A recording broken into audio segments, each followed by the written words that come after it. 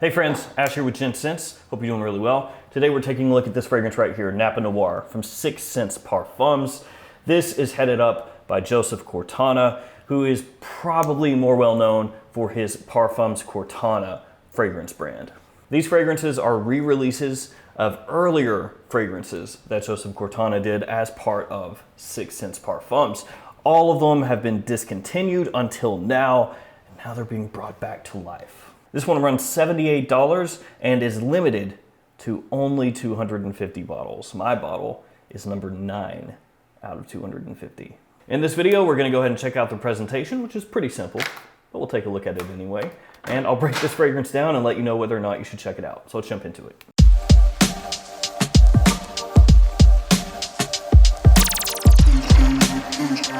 This fragrance was sent to me for review by Joseph Cortana, so shout out to Joseph, thanks for that. As always, not going to affect what I tell you about this, whether I like it or not. And also, there is a code for 3 days from this video going live, Gents Scents 15. That'll get you 15% off of this fragrance in case you do want to pick it up. I don't get a kickback for that. That's not an affiliate link, just a code that you guys can use. So let's go ahead and start it off with the presentation. This won't take very long. Here is what your fragrance is going to come inside of. It's a little bag, and it is sealed up at the top. You have to tear it right here, and then fragrance will sit down right inside there. So that's how it's going to come packaged. And then here is your bottle. So you can see here on the paper label on the front, you've got the name of the house, the name of the fragrance, the concentration, and that's pretty much it. There it is. And I'll go ahead and waste the spray for you guys here as well. So here we go. I caught my hand with it. I do like the coloration of this fragrance too. Look at that. It's like a kind of a bright amber coloration to it. Really gives off the feel of the fragrance. So if you look at the note breakdown for this one, there's a whole lot going on. A whole bunch of notes, and you may look at them and be like, I'm not exactly sure how those are gonna work together. You've got brown tobacco, you have coffee aroma. I like that note. There's ylang-ylang, there's violet, there's iris. There's actually a sort of cookie, which is almost like a Biscoff cookie as one of the notes as well. There's a lot going on. And then of course, leather, which the name Nappa Noir kind of gives away, Nappa leather. There's also birch tar in there, there's vanilla, there's saffron. Like I said, a lot. So this one opens up a little bit syrupy sweet, and it does make sense with the coloration of the fragrance. That syrupy sweetness is kind of reflected, I feel like, in the coloration of the juice right here. So you've got this kind of syrupy sweetness right off the top. You've got floral, violet, and iris in there right away. It gives it kind of a powdery feel, like powdery bits kind of interspersed with that syrupy sweetness. And then you have that cookie that I mentioned before. Pick that up pretty early on, gives it kind of a light gourmand edge. It never goes fully gourmand, but it's got a little bit of an edge to it. And with that syrupy sweetness that I mentioned in the opening of the scent, it comes across a little bit fruity. So it's got this kind of fruity, syrupy feel, but there's not a single fruit note in the fragrance. There's a whole mess of notes here, but not any fruit.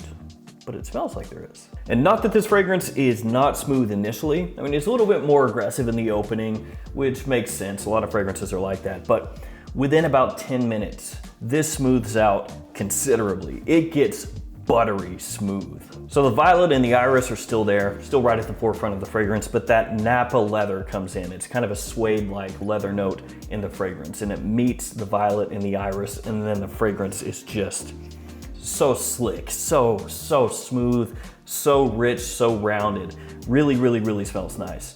There are those other notes in there, like I mentioned before, brown tobacco and coffee aroma, but most people, probably 95% plus, won't be able to pick those notes out from the blend.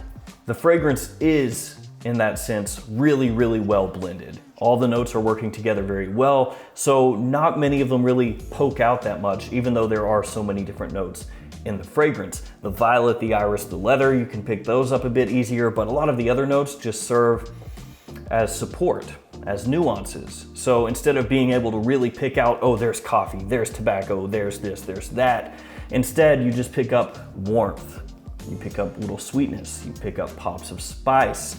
You don't always necessarily know which note it is that's bringing you that feeling of warmth or that feeling of spice, but they're there, just all blended together. Into the dry down, it's pretty similar to how it is in the mid. I mean, there are some slight changes, but not a huge change from the mid to the dry down. The spices, they die away, don't pick them up as much anymore. Maybe a tiny little bit of nutmeg as spiciness in the dry down, but most of the spice has gone away. At that point, it's mainly that leather and some light, almost airy resins. And other than those light, airy resins and the leather and the very faint amount of spice, you also still do have that little touch of violet. Not as much iris in the dry down, but you still do have a little bit of that violet. Performance here is good, over 6 hours in terms of longevity, so nothing to complain about there. And in terms of the projection, best in the first hour or so. For me, more of a moderate projecting fragrance. It's gonna be best for fall and winter time, not really a fragrance I would think of for spring, especially not for summer. And it does lean more as a nighttime fragrance than a daytime fragrance, which again, they're kind of alluding to in the name of the scent, so that's not really a surprise.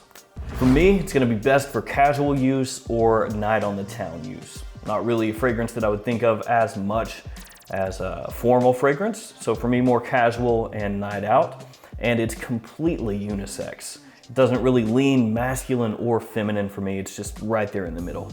Overall, I really like the fragrance. I think it's really solid. The leather note is great, really, really smooth. Like I said, noticeably smooth. And like I said, it's almost buttery smooth.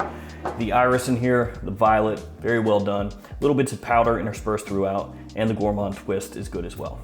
I have a link below in the description to this fragrance on the 6 Scents Parfums website. Again, Gents Scents 15 gets you 15% off if you want to pick this one up. 250 bottles being made of this one. All right, guys, it's gonna do it for me. If you've smelled this fragrance, let me know what you think about it in the comments below. As always, thanks for hanging out with me today. Thanks for all your support. Stay safe out there, and I'll see you guys tomorrow with another fragrance video. See you guys later.